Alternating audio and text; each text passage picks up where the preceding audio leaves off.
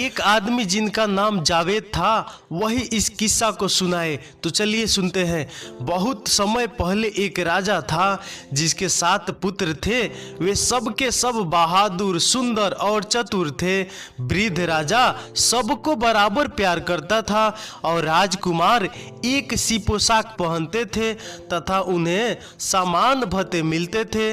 जब वे बड़े हुए तो उन्हें अलग अलग महल दिए गए, लेकिन महल एक जैसे बनाए गए थे। और अगर तुमने एक महल देख लिया था तो समझो सारे महल देख लिए थे। जब राजकुमारों की विवाह योग्य उम्र हुई तो राजा ने एक समान सुंदरता और प्रतिभा वाली 7 वधुएं खोजने के लिए सारे देश में अपने राजदूत भेजे। राजा के संदेशवाहकों ने हर जगह की यात्रा की। कई राजकुमारियां देखी गई, लेकिन 7 उपयुक्त वधुएं नहीं ढूंढ सके जो लौटकर राजा के पास आए और अपनी विफलता के बारे में राजा को बताया। अब तो राजा इतना निराश और दुखी हो गया कि उसके मंत्री ने फैसला किया कि इस समस्या के हल करने के लिए कुछ न कुछ तो करना ही पड़ेगा। उसने कहा, महाराज इतने मायूस न हो। निश्चय ही आपके 7 पुत्रों जैसी मुकम्मल 7 वधुएं खोजना असंभव है। हमें किस्मत पर भरोसा करना चाहिए और फिर शायद हमें सही वधुएं मिल जाएंगी। मंत्री ने एक योजना के बारे में सोचा था और राजकुमारों को इसके लिए सहमत कर लिया था। उनको किले के सबसे ऊंची बुर्ज पर ले जाया गया, जहां से पूरे शहर के साथ ही आसपास का ग्रामीण क्षेत्र भी दिखाई देता था। राजकुमार के सामने 7 धनुष और 7 तीर रखे गए थे और उनसे जिस दिशा में वे चाहे उस दिशा में तीर छोड़ने के लिए कहा गया। प्रत्येक राजकुमार ने उस लड़की से विवाह करने की सहमति दी थी जिसके घर पर उसका तीर जाकर गिरेगा, चाहे वह किसी राजकुमार की लड़की हो या किसी किसान की।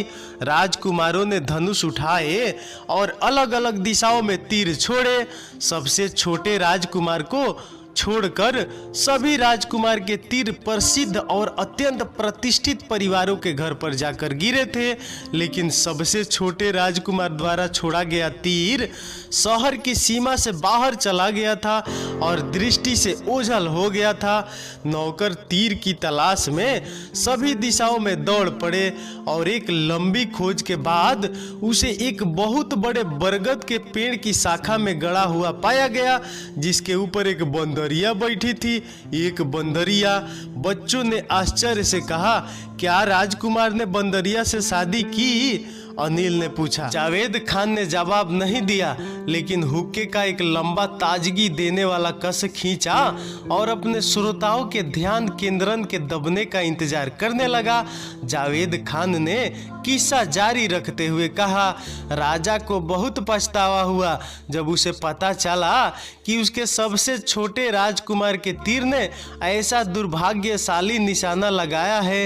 राजा और उसके दरबारी एवं मंत्रियों ने एक त्वरित बैठक की और फैसला किया कि सबसे छोटे राजकुमार को तीर के साथ एक और अवसर दिया जाना चाहिए। लेकिन हर किसी को चकित करते हुए राजकुमार ने दूसरा अवसर लेने से इनकार कर दिया। मैं शिकायत नहीं करता, उसने कहा। मेरे भाइयों को अच्छी और सुंदर पत्नियां मिली है और यह उनका सौभाग्य है, लेकिन मुझे वह कसम तोड़ने को मत कहो जो मैंने तीर चलाने से पहले ली थी। मैं जानता हूँ कि बंदरिया से विवाह नहीं कर सकता, लेकिन चूंकि मैं नहीं कर सकता इसलिए मैं किसी से भी विवाह नहीं करूँगा।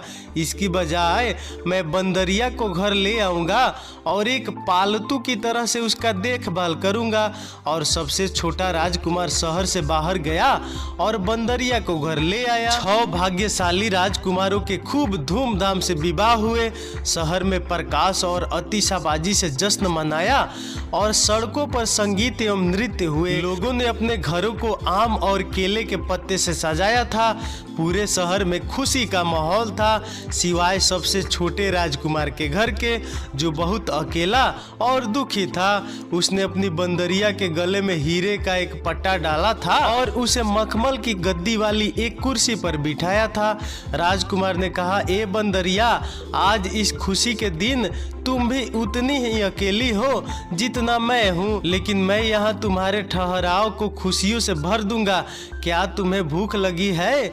और उसने स्वादिष्ट आमों का एक कटोरा उसके सामने रख दिया तथा उसे उन्हें खाने के लिए राजी कर लिया।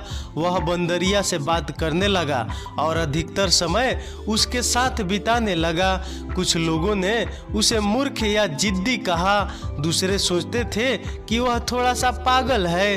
राजा ने अपने मंत्रियों और बेटों के साथ स्थिति पर चर्चा की और राजकुमार को फिर से होश में लाने और किसी उपयुक्त परिवार में उसका विवाह करने के लिए कोई न कोई रास्ता निकालने का निर्णय किया। लेकिन सबसे छोटे राजकुमार ने अपने पिता, भाइयों और मित्रों की सलाह व मनुहारों को सुनने से इनकार कर दिया। मैंने वचन दिया था, उसने उत्तर दिया, और मेरा वचन पहाड़ की तरह अटल है। महीने गुजर गए पर राजकुमार ने अपना मन नहीं बदला।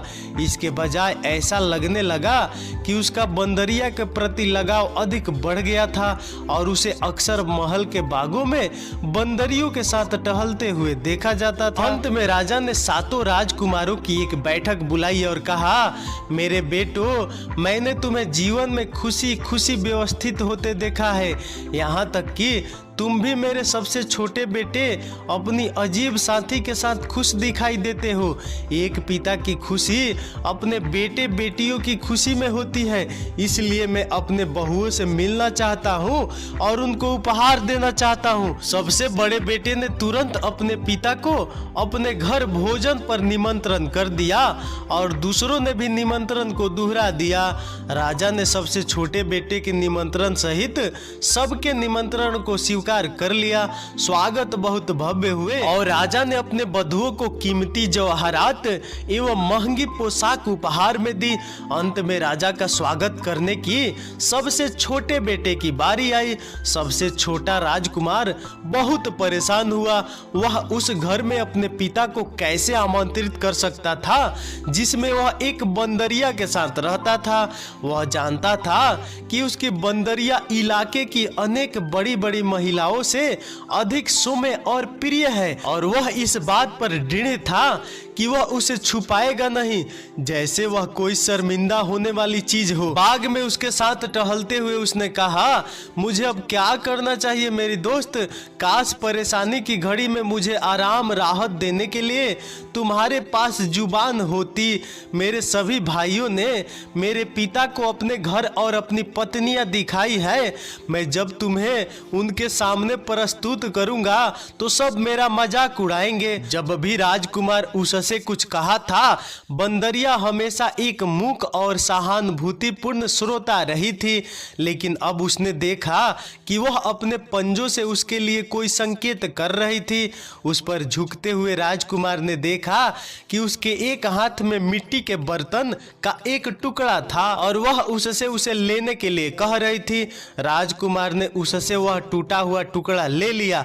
उस पर सुंदर जानाना हस्तलेख में ये शब्द लिखे हुए थे, चिंता ना करे राजकुमार, उस स्थान पर जाए जहां आपने मुझे पाया था। मिट्टी के बर्तन के इस टुकड़े को बरगद के पेड़ के खोखले तने में फेंक देना और किसी जवाब की प्रतीक्षा करना। राजकुमार पहले तो झिझका, लेकिन बाद में सोचा कि अपनी बंदरिया की बात मानने से उसकी समस्या और ज्यादा तो बिगड़ने वाली नहीं है। इसलिए मिट्टी के बर्तन का टूटा हुआ टुकड़ा लेकर वह शहर के बाहर गया और उस बरगद के पेड़ के पास पहुंचा। वह एक बहुत पुराना, सैकड़ों साल पुराना बरगद का पेड़ था। उसकी शाखाएं और जड़ें एवं विस्तृत गोल घेरे में फैली हुई थी और उसके पत्ते छोटे छोटे कुंजों का निर्माण कर रहे थे। उनका तना हालांकि अंदर से खोखला था लेकिन बहुत बड़ा और मोटा था।